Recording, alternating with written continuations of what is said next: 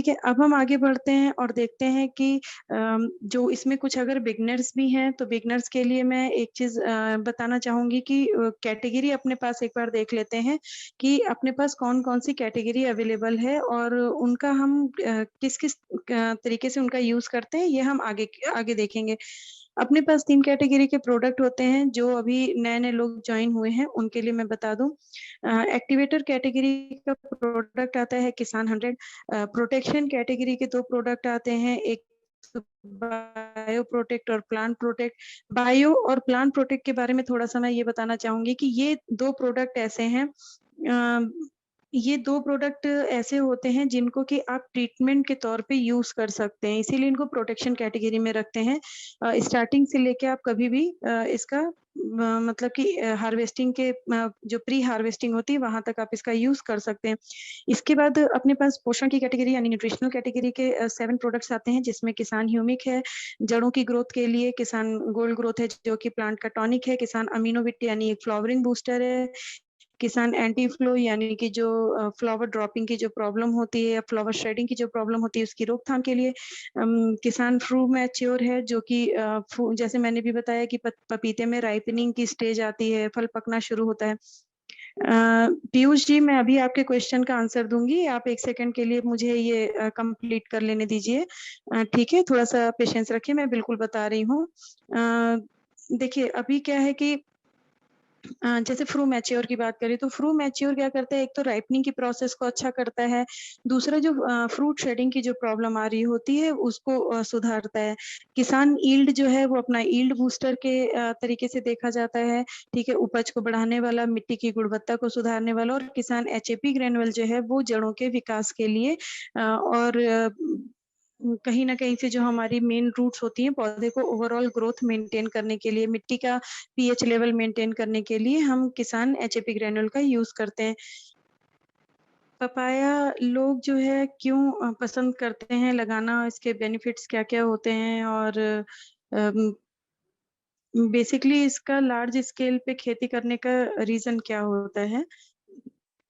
सबसे पहला बेनिफिट तो ये है कि पपीता सबसे कम समय में फल देने वाला पेड़ है, ठीक है?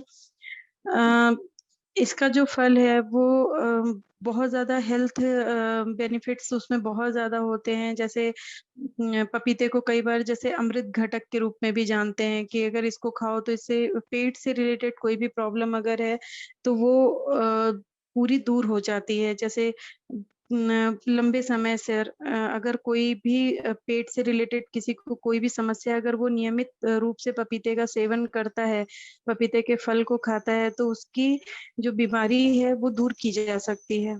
तो ये तो एक एक बेसिक सी चीज़ है, आप सब लोग भी जानते होंगे पपाया। और इसका एक और इसकी ख़ासियत ये है कि इसका जो फ्रूट है वो हमें मार्केट पे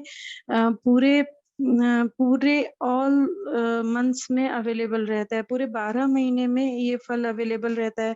इसको कई तरह से लोग खाना पसंद करते हैं, जैसे सैलेड के रूप में खा लिया या फ्रूट चाट बना कर के खा ली, ठीक है? तो इसीलिए और इसमें भी जो गुण हैं वो जैसे मैंने आपको बताया, तो वो गुण के चक्कर में सबसे ज़्यादा पपीता पसंदीदा लोगों का फल होता है खेती के मामले में, ठीक है? क्योंकि एक तो लागत कम लगती है लेकिन कमाई बहुत अच्छी होती है और देखभाल थोड़ी-सी देखभाल में ही अच्छी पैदावार ली जा सकती है। तो इसीलिए आज का बेसिक जो हमने टॉपिक लिया है वो पपाया का लिया है।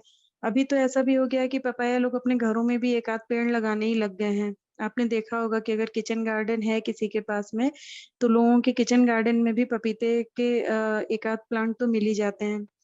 आप लोगों में से कितने लोग हैं जो कि पपाया का या कभी उन्होंने कोई प्लांट लगाया हो या जिनके आस-पास इसकी खेती होती हो?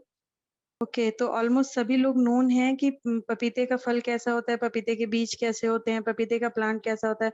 और तो और पपीता देखिए यहाँ तक भी इतना फ़ायदेमंद है कि जो अभी डेंगू और चिकुनगुनिया जैसी जो बीमारियाँ हैं, उनमें पपीते के पत्तों का सेवन किया जाता है।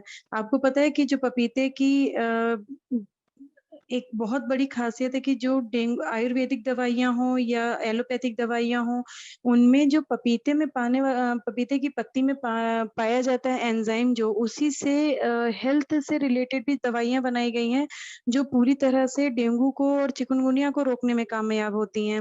अब आप सभी जानते होंगे कि जैसे अभी सीज़न चल रहा है, फिर से आप सुन ही रहे होंगे कि इस बार कोरोना से पहले ही डेंगू का प्रकोप आ गया है ना? तो उसके लिए भी कहीं न कहीं बहुत फ़ायदेमंद है। तो क्यों ना हम अ, जो पपीते की खेती है उसको हम रासायनिक यानी केमिकल चीज़ों से बचाएँ क्योंकि वो कहीं न कहीं मेडिसिन में भी यूज़ हो रहा है और डायरेक्टली हमारे खाने में भी आ रहा है। केमिकल के यूज़ से बचाते हुए अगर हम उसको ऑर्गेनिक खेती पे शिफ्ट कर दें, पूरे पपीते की जो हम प्रोडक्शन ले रहे हैं वो पूरा ऑर्गेनिक बेस पे अगर हम कर दें, तो वो हम सभी के लिए फ़ायदेमंद है, राइट?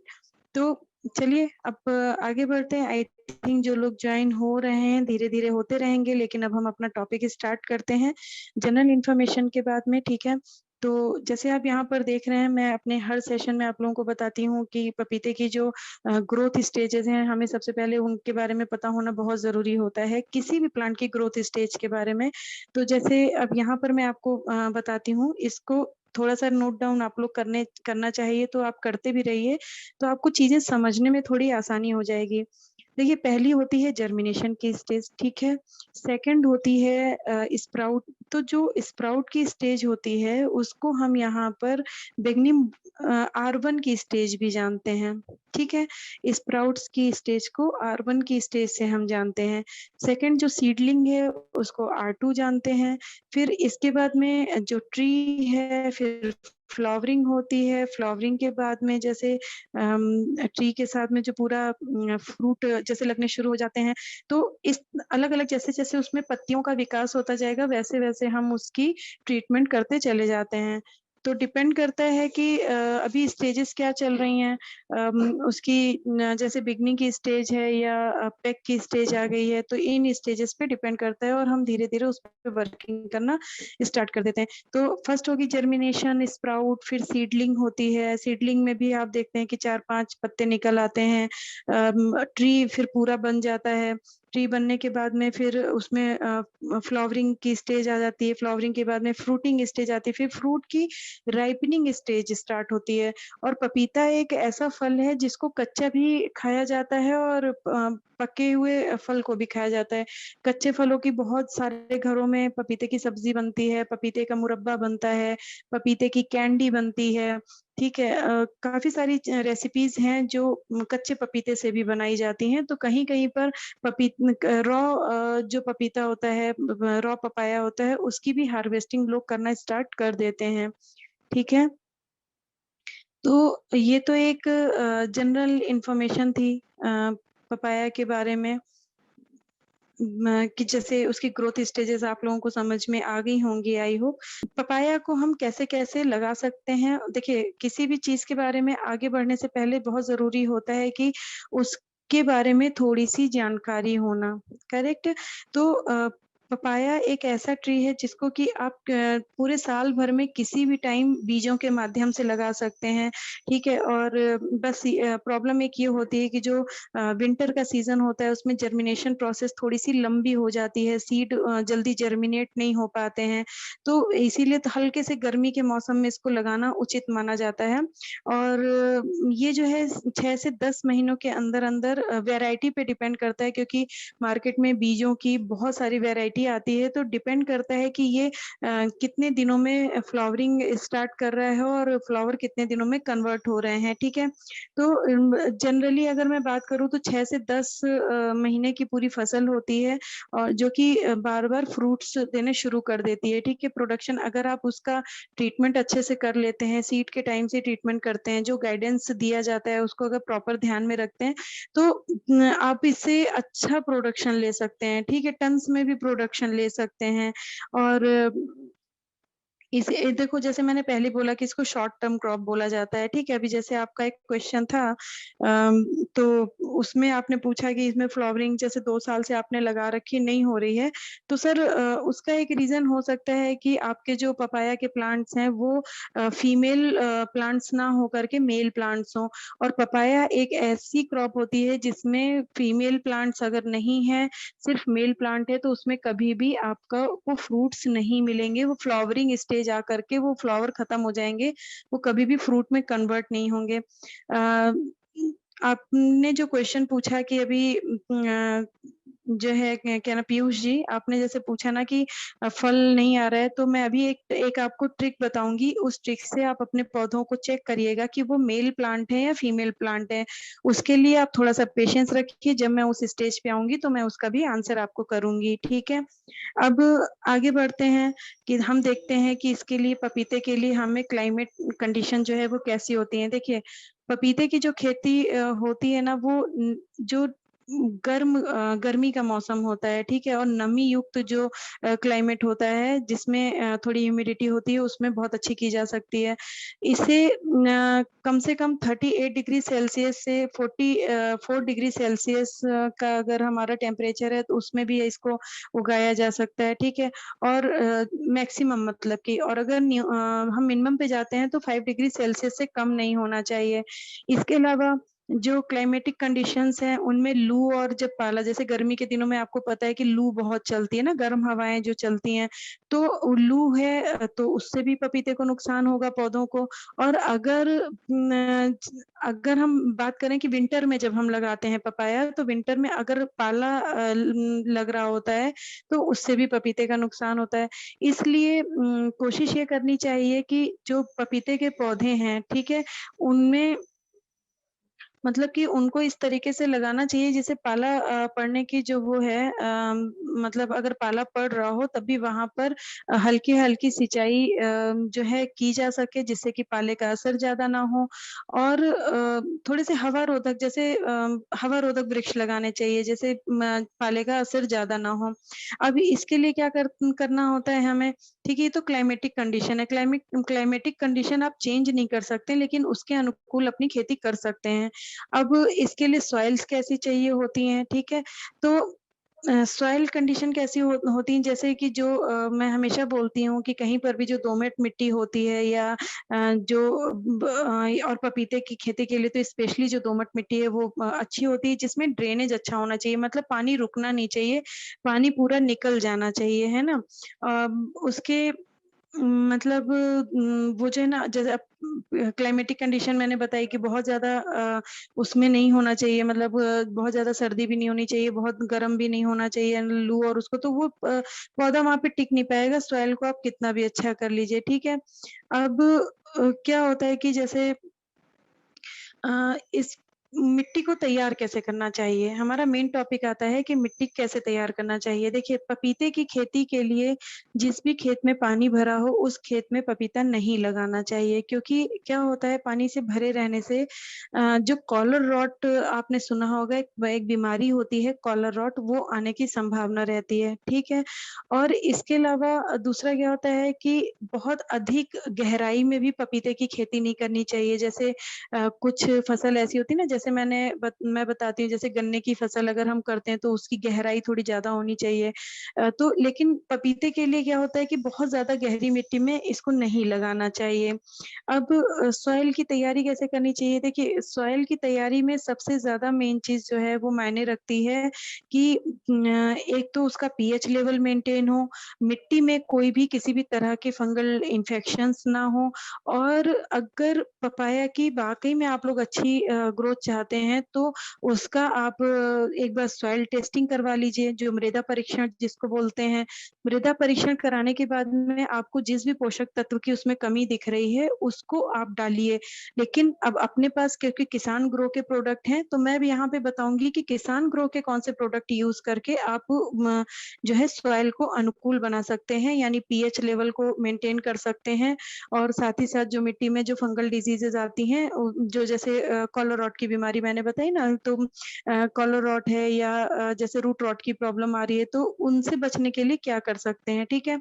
सबसे पहले तो खेत की बहुत अच्छी तरह से जैसे कहते हैं ना जुताई करके या कल्टीवेशन करके और तैयार करना चाहिए। फिर पपाया के प्लांट्स को लगाने के लिए मतलब कि एक कहते हैं कि अगर 2x2 के 2x2 मीटर का अगर जैसे लंबा और चौड़ा गहरा गड्ढा बनाना चाहिए, तो 2 फुट बहुत गहरा गड्ढा नहीं माना जाता है ना। फिर उन गड्ढों में आपको क्या करना है, ये प्लीज आप लोग नोट डाउन करके रखिए। उन गड्ढों में आपको क्या करना है, पके हुए गोबर की खाद लेनी है, ठीक है। उस पके हुए गोबर की खाद में आपको अपने जो प्रोडक्ट्स हैं उसमें किसान बायो प्रोटेक्ट 50 किलो अगर गोबर की खाद आपकी है, तो उसमें 500 ग्राम आपको किसान बायो प्रोटेक्ट और उसके साथ साथ में 500 ग्राम आपको किसान ईल्ड, ये दोनों चीजें आपको उसमें मिक्स करनी है और उस 50 किलो गोबर की खाद को उन गड्ढों में भर देना है, ठीक है। इसके साथ साथ में जैसे मैंने बताया कि जब आप सॉइल टेस्टिंग कराते हैं तो आपको पता चल जाता है कि इसमें फॉस्फेट कितना है, इसमें पोटाश कितना है, इसमें नाइट्रोजन कितना है, एनपीके का पूरा रेशियो आपके सामने निकल के चला आता है। तो फिर जिन जिन चीजों की कमी पड़ रही हो उन चीजों को मिक्स करके इनका पूरा एक मिक्सचर तैयार करके और उन गड्ढों में भर देना चाहिए। और यहाँ पर ये भी ध्यान रखना है कि जब हम ये गोबर की खाद और ये सब कुछ मिला करके मिक्स करके जब हम गड्ढों में भर रहे हैं, तो वो पौधा लगाने के कम से कम बिफोर 10 डेज यानी 10 दिन पहले उनको भर देना चाहिए, ताकि जो मिट्टी में वो अच्छे से मिल जाए, मिक्स हो जाए, वो अपने जितनी न्यूट्रिएंट्स हैं उनको रिलीज कर पाए, मिट्टी के साथ अच्छे से तैयार हो पाए, ठीक है। अब तो ये आप नोट डाउन प्लीज कर लीजिएगा जो मैंने बताया है कि 50 केजी गोबर की खाद होनी चाहिए। ये मैंने 1 एकड़ के पपीते की बात करी है ना, 1 एकड़ में आप जितने भी प्लांट्स लगा रहे हैं तो उसके लिए 50 केजी गोबर की खाद होनी चाहिए, पके हुए गोबर की खाद। 500 ग्राम आपका किसान बायो प्रोटेक्ट होना चाहिए और 500 ग्राम आपका किसान ईल्ड होना चाहिए। इन तीनों को मिक्स करके और आपको उन गड्ढों में भर देना है। अब नेक्स्ट उस पे हम चलते हैं, तो हम देखते हैं कि पपाया के लिए जो है सीजन कौन कौन से होते हैं। तो सीजन के लिए जैसे मैंने पहले भी बताया आपको कि पपाया जो है अगर मैं बात करूं तो साल में कभी भी आप इसको लगा सकते हैं, पूरे साल भर में कभी भी इसका जो है फसल लगाई जा सकती है। और जहाँ पे मतलब जब भी कभी हल्की ह्यूमिडिटी हो तब इसको आप लगा सकते हैं। बस प्रॉब्लम एक ही आती है कि जब ज्यादा हम उसमें लगाते हैं सर्दी में तो उनका जर्मिनेशन थोड़ा स्लो रह जाता है, ठीक है। तो उस चीज को ध्यान में रखते हुए तो कोशिश ये करनी चाहिए कि मतलब सर्दी की फसल से पहले बहुत ज्यादा सर्दी पड़े उसके पहले ही हम उनकी नर्सरी तैयार कर लें, जिससे कि हम प्लांटेशन कर दें टाइम पे, तो उसके बाद भले ही सर्दी चालू हो जाए, ठीक है। तो एक तो ये हो गया। तो सीजन में जैसे मैंने आपको बता ही दिया कि मैं अगर बहुत ज्यादा सर्दी में लगाएंगे या कुछ होंगे तो उनके क्या साइड इफेक्ट होते हैं। इसके अलावा आगे चलते हैं। अब हम देखते हैं कि लैंड प्रिपरेशन कैसे करना चाहिए, ठीक है। अब लैंड प्रिपरेशन में जैसे मैंने बताया आपको कि अभी क्या बोला था कि जो भूमि है उसको उपजाऊ हमने बना लिया, ठीक है, उसमें गड्ढे भर दिए। और यहाँ पर जो लैंड प्रिपरेशन है वो और कहीं ना कहीं जो भूमि जो हम तैयार कर रहे हैं यानी जो सॉइल हमने तैयार की थी वो दोनों सेम चीजें हैं। लेकिन यहाँ पर मैं अंतर करूंगी इसकी कि आपको पपीते के जो वो प्लांटेशन के से पहले जो नर्सरी हम तैयार कर रहे हैं वो हमें कैसे करनी चाहिए, ठीक है। तो यहाँ पर जैसे मैं आप लोगों को एक बार पूरा पढ़ के बता रही हूँ, आप लोग इसको समझ भी पाएंगे। जैसे आप लोगों ने देखा होगा कि ब्लैक कलर की थैलियां आती हैं, ठीक है, मार्केट में थैलियां मिलती हैं ब्लैक कलर की, और उनमें हम क्या करते हैं मिट्टी भर भर के और वहां पर हम पपीते के बीजों को ट्रीट करके डालते हैं। पपीते के बीज कैसे ट्रीट करते हैं वो मैं आगे बताऊंगी आपको। तो नर्सरी या इसकी जो भी नर्सरी तैयार की जाएगी वो डायरेक्ट फ्लैट बेड्स पे तैयार ना करके उनको हमें जो तैयार करना, क्योंकि पपीते के पौधे होते हैं, प्लांटेशन हमेशा पौधों से किया जाता है। ये कोई सब्जी के फल नहीं है कि जिनके छोटी छोटी सी झाड़ें हो गई और हमने उनको प्लांटेशन कर दिया, ऐसा नहीं। पपीते की बाकायदा पौध होती है, पौध को हम जो है ट्रांसप्लांट करते हैं। इसलिए इसकी नर्सरी करने का उपयुक्त जो तरीका होता है वो ये कि आप उसको वो मतलब कि फ्लैट बेड्स पे तैयार ना करके आप उसको जो ब्लैक कलर की एक पॉलीथीन आती है थोड़ी मोटी, उसमें मिट्टी भर-भर के और उसके बीच में आप उन बीजों को लगा कर के रख दीजिए, ठीक है? फिर उस तैयार मिट्टी में आपको क्या करना है, जो मिट्टी तैयार करनी है, उस मिट्टी में आपको किसान ह्यूमिक मिक्स करना है, जो थैलियों में भरने वाली मिट्टी है, ठीक है? किसान ह्यूमिक आपको मिक्स करना है और साथ ही साथ आपको जो अपना प्लांट गार्ड है, किसान प्लांट गार्ड विद किसान ह्यूमिक, इन दोनों का मिक्सचर तैयार करके मिट्टी में मिलाना है और मिट्टी में मिला के फिर उनको थैलियों में, उस मिट्टी को थैलियों में भर के और देखिए डोजेस डिपेंड करती हैं कि आप कितने प्लांट तैयार कर रहे हैं, ठीक है? इसका मैं एक पर्टिकुलर डोज आपको ऐसे नहीं बता पाऊंगी क्योंकि ये डिपेंड करता है आपके ऊपर कि आप कौन सी किस्म बीज की ले रहे हैं और आप थैली कितनी बड़ी ले रहे हैं और उसमें मिट्टी का रेशियो आप क्या डाल रहे हैं। फिर भी मैं प्रोडक्ट आपको बता रही हूँ, किसी को अगर इंडिविजुअल कभी पूछना हो तो वो मुझसे पूछ सकता है कि अगर वो इतने मतलब प्लांट्स लगाने की तैयारी कर रहे हैं तो इसमें क्या-क्या रेशियो दवाइयों का जाएगा। तो यहाँ पर क्या करना है, उन थैलियों में भरने वाली मिट्टी में आपको किसान ह्यूमिक मिक्स करना है और आपको किसान प्लांट गार्ड मिक्स करना है। मिक्स करके उन थैलियों में मिट्टी को भर के उसमें आपको बीज डाल देना है। अब क्या करना है, जैसे आप बीज डालते हैं तो बहुत ज़्यादा सिंचाई मत करिए, ठीक है? बहुत ज़्यादा उनमें पानी मत दीजिए, बहुत हल्का-हल्का पानी दीजिए, जिससे कि जर्मिनेशन ज़्यादा अच्छे से हो सके, ठीक है? जब हम बहुत ज़्यादा पानी देते हैं ना, तो सीडलिंग नहीं हो पाती है, मतलब स्प्राउट्स नहीं बन पाते हैं क्योंकि पानी बहुत ज़्यादा नहीं होना चाहिए, नमी से ही हमेशा स्प्राउट्स बनते हैं। तो पानी इतना ही देना है कि उनकी नमी बरकरार रहे।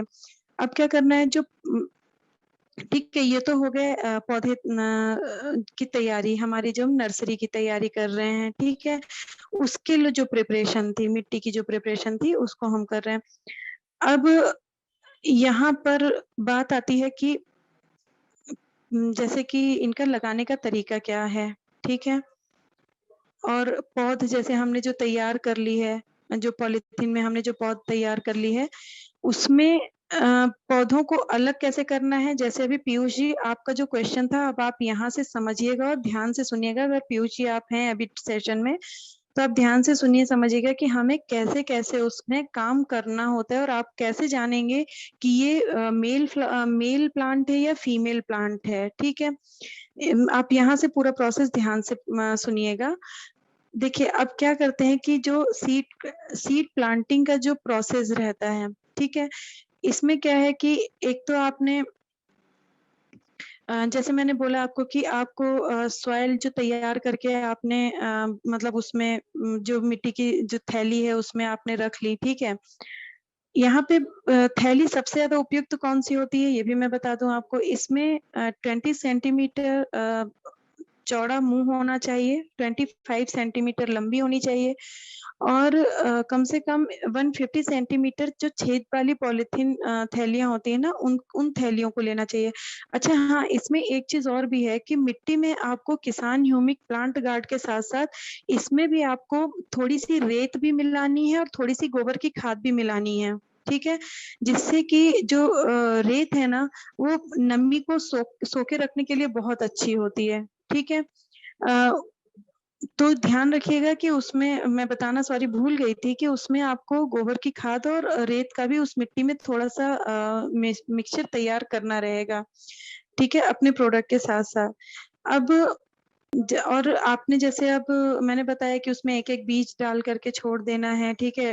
और उनको कैसे-कैसे डिस्टेंस में रखना है, ये सारी चीज़ें आपको मैंने बताई हैं कि पॉलीथीन में जब हम रखते हैं तो ऑटोमैटिकली हम उनको किसी भी डायरेक्शन में रखें, किसी भी तरीके से रखें, वो पौधे अलग-अलग ही रहते हैं।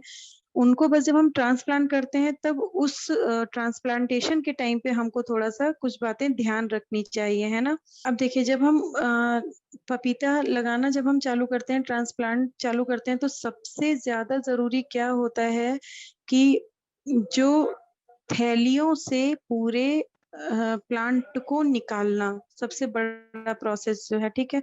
आपने फील्ड ऑलरेडी तैयार कर रखी है, उसमें गड्ढों में आपने 10-15 दिन पहले से ही, जब आपको ट्रांसप्लांटेशन करना है तो आपने पूरे गड्ढे तैयार कर रखे हैं। अब आपको क्या करना है कि जैसे जब आप पॉलीथीन से जब आप पूरा का पूरा वो निकालेंगे तो एक पॉट के शेप में आ जाएगा, करेक्ट? आपने कभी देखा होगा जब आप पॉलीथीन से किसी भी प्लांट को मतलब रिप्लांटेशन करते हैं, अपने घर के गमलों में भी करते हैं, तो वो ब्लैक कलर की पॉलीथीन से जब हम निकालते हैं तो हम क्या करते हैं, हम कहीं से भी उसमें कट मार के हम किसी भी तरीके से उसको फाड़ वाड़ करके हम लगाते हैं, तो उससे क्या होता है, कभी कभी जड़ें ब्रेक हो जाती हैं, या कभी जो है पौधे की जड़ें हिल जाती हैं, ठीक है, और उसका जो है प्रॉपर या मिट्टी उसकी बेकार हो जाती है क्योंकि हमने जो उसको ट्रीट किया होता है। अब यहाँ पर आपको क्या करना है कि आपको बहुत हल्के एक धारदार ब्लेड से उन पॉलीथीन में साइड से एक कट लगाना है। कट लगाने के बाद धीरे से पॉलीथीन को अलग करके, और वो जो पॉट नुमा पूरा तैयार हुआ है, वो एक-एक पॉट को पूरे उस पॉट को उठा करके जो गड्ढे आपने पहले से तैयार किए हैं, उन गड्ढों में आपको उसको प्लांटेशन कर देना है, करेक्ट? तो ये चीज़ आपको बहुत ध्यान से करनी है कि पौधे में किसी तरह का कट ना लगे और पौधा उस पूरे जो पॉट हमने तैयार किए थे, उनके साथ ही उन गड्ढों में रखा जाए, ठीक है? अब इसके बाद क्या करना चाहिए कि जैसे नमी पे हमको ध्यान देना है कि नमी बरकरार रखनी चाहिए, तो नमी बरकरार रखने के लिए यहाँ पर आपको क्या करना है, प्लांटेशन के बाद में जब हम फर्स्ट इरिगेशन करते हैं, यानी पहली सिंचाई जब हम करते हैं, तो उस सिंचाई के पानी में आपको किसान 100 को मिक्स करना है, ठीक है? और किसान ह्यूमिक को आपको मिक्स करना है। इन दोनों को मिक्स करके आपको प्लांटेशन में जब हम पहली सिंचाई कर रहे हैं, उसी टाइम पे आपको उसके साथ में मिक्स करके आपको सिंचाई कर देनी है। सिंचाई आप किसी भी माध्यम से कर सकते हैं, चाहे ड्रिप में करिए, चाहे फॉलियर में करिए, चाहे कैसे भी करिए, अल्टीमेटली वो दवा पौधे तक पहुँच जाएगी। वो जो भी हम पोषक तत्व पौधे को दे रहे हैं, वो उनके थ्रू में वहाँ तक पहुँच जाएगी।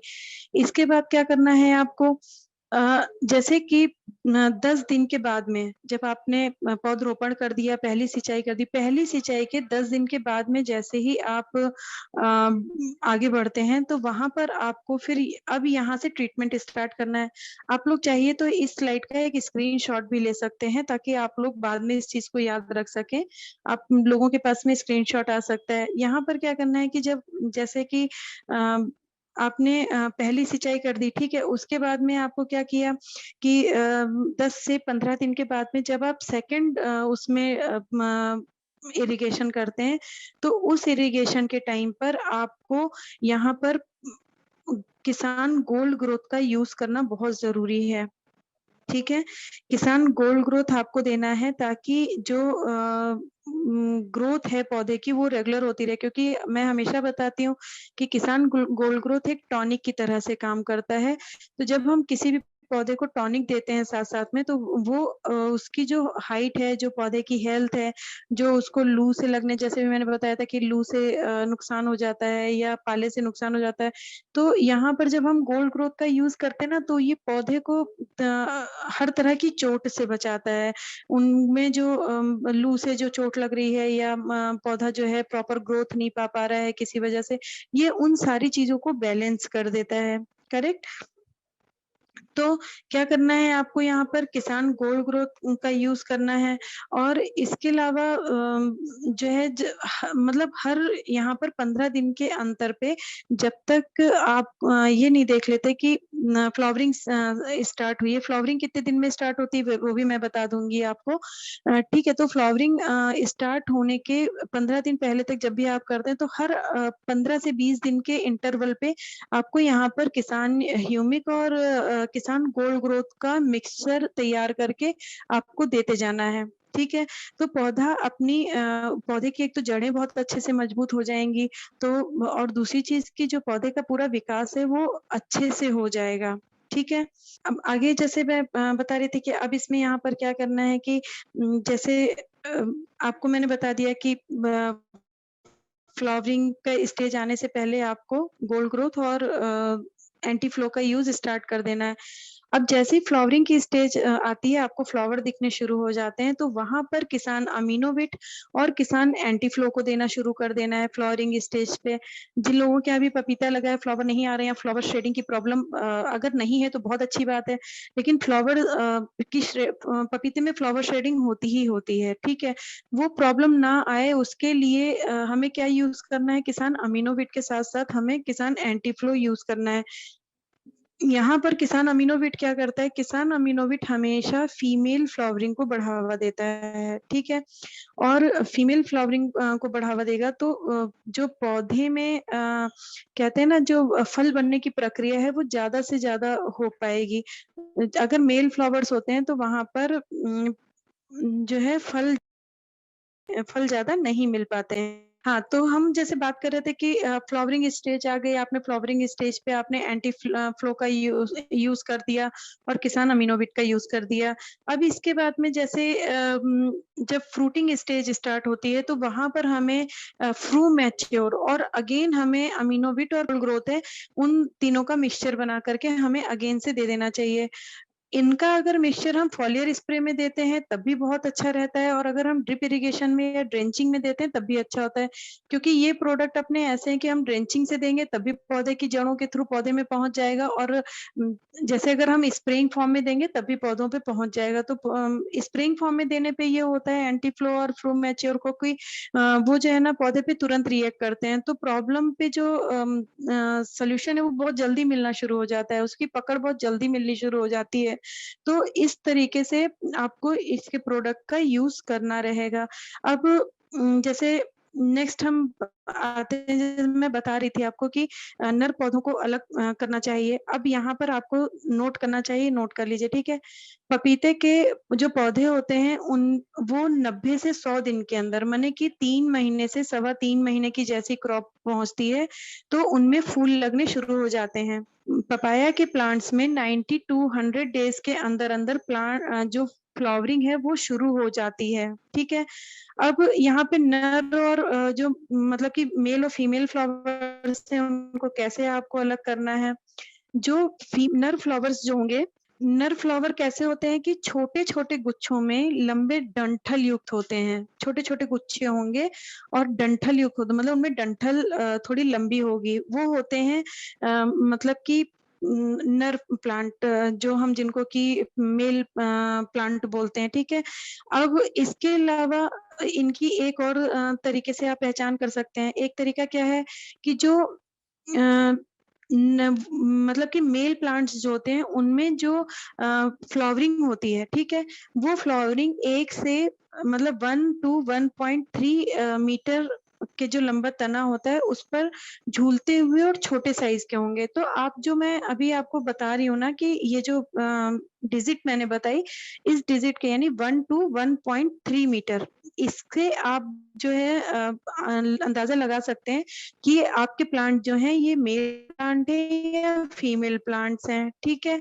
इसके अलावा जो फीमेल होते हैं तो वो फीमेल कैसे होते हैं कि पीले रंग के होते हैं सबसे मेन चीज़, ठीक है? येलो कलर के होंगे आप मुझे पीयूष जी बाद में बताइएगा कि आपके यहाँ किस कलर के फ्लावर्स आते हैं। अगर तब मैं उसकी रेमेडी आपको अलग से बता दूँगी। फीमेल प्लांट्स पे जो फ्लावर होंगे वो आपके येलो कलर के होंगे और उनकी जो लंबाई होगी वो 2.5 सेंटीमीटर, ठीक है? और तना जो होता है, ठीक है? बेसिक जो पार्ट होता है किसी भी प्लांट का, वो उसके बिल्कुल नज़दीक में होते हैं, वो झूलते हुए नज़र नहीं आएँगे आपको, ठीक है? तो ये होती है पहचान कि आपके मेल प्लांट्स कौन से हैं, फीमेल प्लांट्स कौन से हैं। तो किसी भी तरह के उसको प्लांट को पहचानने के लिए कि वो फीमेल प्लांट है या मेल प्लांट है, उसके फूलों से ही आप इसको पहचान सकते हैं, ठीक है? अब यहाँ पर आपको क्या करना है कि सपोज़ दैट कि जैसे आपने अगर 100 पपाया के प्लांट्स लगाए हैं, तो वहाँ पर 100 प्लांट्स के लिए मतलब कि 100 फीमेल प्लांट्स के लिए 5 से 10 मेल प्लांट्स को छोड़कर जैसे आपने 100 पौधे लगा दिए, ठीक है? और आपको लग रहा है कि इनमें इनमें से सपोज़ 100 की हम फ़िगर नहीं लेते हैं, हम लेते हैं 150 की फ़िगर कि 150 में हमने प्लांटेशन कर दिया, हमने पपाया के प्लांट्स लगा दिए।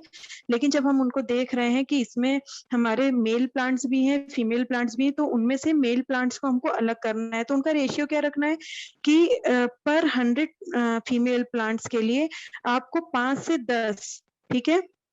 मेल प्लांट्स को छोड़ करके बाकी के जितने भी मेल प्लांट्स हैं उनको उखाड़ के फेंक देना चाहिए, करेक्ट? तो ये क्या होगा कि जैसे जो हमारे फीमेल प्लांट्स हैं ना उनके लिए 100 प्लांट्स के लिए इतने मेल प्लांट सफिशिएंट होते हैं। और पपाया में इस चीज का बहुत ध्यान रखना है कि आप कितना भी खेती कर लीजिए, कुछ भी कर लीजिए, लेकिन अगर आपने वहां पे रेशियो बराबर नहीं किया तो आपको ईल्ड उतनी कभी मिलेगी ही नहीं जितनी आप उसमें मेहनत लगा देंगे। तो इस चीज को समझना और उसके तरीके से उसकी वर्किंग करना बहुत ही इम्पोर्टेंट है। अब यहाँ पर सेकंड चीज आती है कि जो हम निराई-गुड़ाई करते हैं या जो हम सिंचाई करते हैं वो कैसे करनी चाहिए? सिंचाई जैसे मैंने आपको बता ही दिया कि 10 से 15 दिन के अंतर पे सिंचाई करनी चाहिए, ये जब हमारा मौसम थोड़ा ठंडा हो जाता है। लेकिन अगर गर्मी ज़्यादा हो रही है, पानी अगर नहीं प्रॉपर हो रहा है तो वहाँ पर आप 4 टू 7 डेज़ में आप उसकी सिंचाई करते रहना चाहिए। सिंचाई में ध्यान रखना है कि जितने भी हमारे किसान भाई हैं, वो किसान 100 का यूज़ ज़रूर करें, ठीक है? अगर वो 4 से 7 दिन के अंतर पे अगर सिंचाई कर रहे हैं, तो कोशिश ये करनी चाहिए कि एवरी 15 डेज़ के इंटरवल किसान 100 से उस पानी में मिला करके उसकी सिंचाई करते रहें। तो पौधों में नमी ना लंबे समय तक बरकरार रहेगी, तो जहाँ पे उनको 7 से 10 दिन में पानी देना पड़ रहा है, वहाँ पे 15 दिन में ही पानी देना पड़ेगा, ठीक है? ये गारंटी है क्योंकि वो नमी को बरकरार रखने का अपना काम करता है। तो और जैसे ही सर्दी में जैसे मैंने बताया कि 10 से 15 दिन के अंतर पे सिंचाई करनी चाहिए। लेकिन अगर पाला गिरने का आपको लग रहा है कि नहीं पाला गिरने वाला है तो फिर वहाँ पे पाला गिरने से पहले ही वहाँ पे सिंचाई कर देनी चाहिए।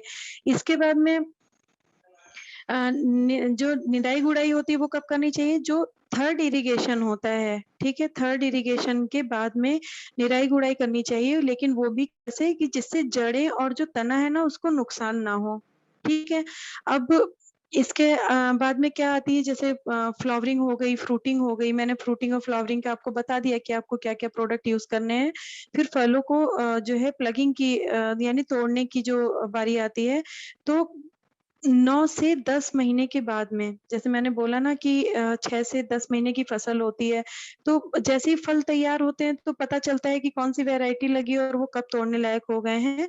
तो एप्रोक्सिमेटली 9 महीने तक में फल तोड़ने के लायक आराम से हो जाते हैं, ठीक है? जब फलों का रंग हल्का-हल्का पीला होने लग जाता है ना और फलों पर जैसे जो फ्रूट्स हैं उन पे अगर हम नेल अपना लगाते हैं, नाखून लगाते हैं या कोई पिन लगाते हैं, तो वहाँ पर जैसे व्हाइट लिक्विड की जगह अगर वहाँ पर पानी की तरह अगर कुछ भी निकलना शुरू हो जाए, तो हमें समझ लेना चाहिए कि मतलब फ्रूट अब हार्वेस्टिंग के लिए तैयार है, ठीक है? फिर उस अवस्था में हमें फलों को तोड़ लेना चाहिए। तो ये तो थी पहचान कि फलों को कब तोड़ना चाहिए। अब यहाँ पर हम आगे चलते देखते हैं कि पपाया में डिज़ीज़ कौन-कौन सी आती हैं, इसको आपको ध्यान से देखना है। अब यहाँ पर आप देखिए कि जो स्टेम रॉट है, राइट? जैसे ये जड़ों के आस-पास आपको ये प्रॉब्लम दिख रही है, तो इसको हम बोलते हैं स्टेम रॉट की प्रॉब्लम, ठीक है? इसके बाद जब आपको पत्तों पे इस तरीके की लाइनिंग्स नज़र आ रही हैं, तो ये होती है पाउडरी मिल्ड्यू, ठीक है? इसके बाद आगे जब हम चलते हैं तो ये रिंग स्पॉट फ्रूट्स पे दिखने शुरू हो जाते हैं, जैसे ऐसे सर्कल-सर्कल से बने रहते हैं। तो जनरली हम समझते हैं मैं अपनी भी बात बताऊँ, मैं जब तक इस फील्ड में नहीं थी, तब तक मैं ये समझती थी शायद पपीता कहीं-कहीं से कच्चा होगा, पूरा पका नहीं होगा। लेकिन ये नॉलेज नहीं था कि ये पपीते में एक बीमारी होती है। करेक्ट? तो आप लोगों के सामने भी ये चीज़ आ जाती होगी कभी-कभी। आई एम श्योर कि आती होगी। हम उस चीज़ पे ध्यान नहीं देते, लेकिन लगता है कि चलो ठीक है, हाँ, ये कहीं-कहीं से कच्चा है पपाया, लेकिन वो नहीं होता। अगर रिंग स्पॉट कहीं पर दिखते हैं ना, तो इसका मतलब है कि उसमें कोई ना कोई डिज़ीज़ है। इसके बाद जैसे ये रिंग स्पॉट फ्रूट्स पे नज़र आ रहे हैं, अब पपाया की लीफ पर भी इसी तरीके के आपको स्पॉट नज़र आ सकते हैं। फिर इसके बाद इस तरीके से लीफ कर्ल होनी शुरू हो सकती है, ठीक है? या इसके बाद जैसे आप ये देख रहे हैं कि एक ये बहुत मेजर प्रॉब्लम होती है पपाया के फ्रूट पे कि एंथ्रेक्नोज़ इसको बोलते हैं जो मतलब ये जितनी भी आपके अलग-अलग ये दिख रही हैं, इनसे बचने के लिए आपको क्या करना है, अगर प्रिवेंटिव में आपको किसान बायो प्रोटेक्ट और किसान प्लांट गार्ड प्रिवेंटिव में चलाना है और कब से चलाना है? एक तो आपने किसान बायो प्रोटेक्ट स्टार्टिंग में जब आप नर्सरी की मिट्टी तैयार कर रहे थे, तो उस टाइम पे आपने डाल दिया था और किसान सॉरी प्लांट गार्ड आपने उसमें मिलाया था नर्सरी तैयार करते समय और जब प्लांटेशन के पहले जब हम गड्ढे तैयार कर रहे थे, तो वहाँ पर हमने किसान बायो प्रोटेक्ट का मिक्सअप किया था, ठीक है? अब हमको क्या करना है कि जब हमारा प्लांटेशन करने के 25 दिन के बाद से, ठीक है? प्लांटेशन के 25 दिन के बाद से हमको पहला जब हमको डोज़ देना है प्रिवेंटिव में, तो किसान बायो प्रोटेक्ट और किसान प्लांट गार्ड को दोनों को मिक्सचर तैयार करना है। जो डोज़ेज़ बताई जाती हैं, उन डोज़ेज़ के अकॉर्डिंग यानी 1 एकड़ में किस किसान बायो प्रोटेक्ट की जो डोज़ेज़ आती हैं, वो 250 ग्राम की जाती हैं 150 लीटर ऑफ वाटर में और किसान जो प्लांट गार्ड है, उसकी 150 एमएल पर 150 लीटर ऑफ वाटर में डोज़ेज़ रहती हैं। यानी 150 एमएल आपका प्लांट गार्ड जाएगा और 250 ग्राम आपका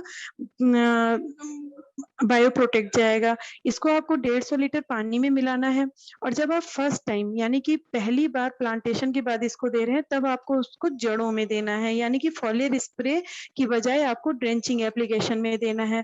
उसके बाद हर 15 से 20 दिन के इंटरवल पे इस प्रोडक्ट का सेम कॉम्बिनेशन यानी कि इसमें आप किसान 100 मिक्स कर लीजिए और आपको इसमें किसान बायो प्रोटेक्ट और किसान प्लांट गार्ड इन जो तीनों का मिक्सचर है, फिर आपको अगर प्रॉब्लम नहीं आ रही है, आप प्रिवेंटिव यूज़ कर रहे हैं, तो आप वन्स इन अ मंथ यानी महीने में 1 बार उसको स्प्रेइंग फॉर्म में देना चालू कर दीजिए। तो स्प्रेइंग फॉर्म में देते रहेंगे तो ये सारी जो डिजीज़ेज़ आपको दिख रही है ना, ये आने का खतरा बहुत कम हो जाता है। अब यहाँ पर एक चीज़ बहुत ज़्यादा आती है जैसे कि मैं बताऊँ जैसे कि फ्रूट और स्टेम रॉट बीमारी बहुत आती है, तो उसको उनसे कुछ-कुछ आपको चीज़ें और भी ध्यान में रखनी है कि वहाँ पर ना पानी नहीं जमा होने देना है, ठीक है? और या जैसे जिस जगह पे अगर ये प्रॉब्लम आपको जैसे जड़ों में दिख रही है, वहाँ पे उसको मतलब कि कैसे बोलते हैं कि हल्का-सा खुरच करके किसी भी चीज़ से और वहाँ पर अपनी दवा को डाल देना चाहिए ताकि वो जो है पूरी तरह से दवा उसके अंदर पहुँच जाए। तो अच्छा है कि मतलब बहुत ही कम इसकी जो है देखभाल करनी पड़ती है लेकिन पैदावार अच्छी मिलती है, पैसा अच्छा मिलता है इससे आपको, ठीक है? तो ये तो इसका एक जनरल इन्फॉर्मेशन थी। अब जैसे यहाँ पर कीड़े कौन से आते हैं, ठीक है? कीड़ों में अगर मैं बात करूँ तो पपाया में जो कीड़े आते हैं वो माइट्स आती है, ठीक है? एफिड्स आते हैं और जैसे मक्खियाँ बहुत लगती हैं तो मक्खी जैसे इन सबको नियंत्रण करने के लिए आप मार्केट से जो लोकल मार्केट है उनको आप किसान भाई लोग जाके कोई भी ऑर्गेनिक जो है क्योंकि हम ऑर्गेनिक पूरी खेती पे ध्यान देते हैं, तो ऑर्गेनिक कोई भी एंटी जो मतलब मिटीसाइड्स होते हैं या जो एंटी एफिड्स के लिए जो आते हैं या मक्खी मच्छर मारने वाली जो दवाइयाँ होती हैं, ठीक है? माइटीसाइड्स हो गए या कुछ नीम से बने हुए कुछ जो है हमारे पास प्रोडक्ट्स आते हैं, ऐसे प्रोडक्ट्स को लेकर के उनका छिड़काव बार-बार करते रहना चाहिए, तो उससे कीड़ों को भी रोकने में आसानी मिल जाती है, ठीक है? तो कीट नियंत्रण भी आप आराम से कर सकते हैं। ये थी आज की पपीते के बारे में जानकारी। अब wish you all the infinity of wealth and health और खुश रहिए, मस्त रहिए और स्वस्थ रहिए। Bye bye, take care all of you.